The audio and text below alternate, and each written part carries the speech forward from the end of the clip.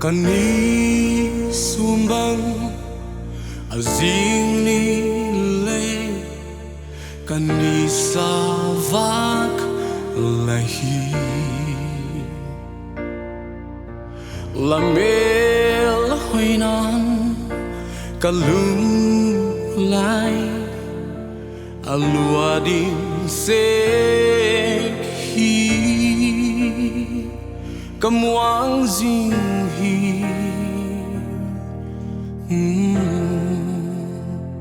kakipangarang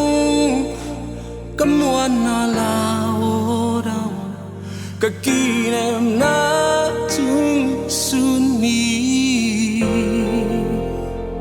kangaipenang kabangkim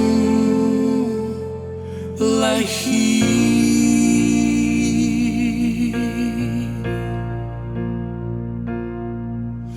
sumbang itay san malew trong suni bang latam zing lanui melin ay he nem zo kipaglo ni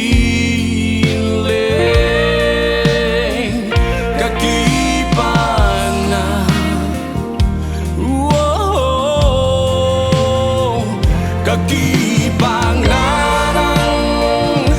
kamuan na laodang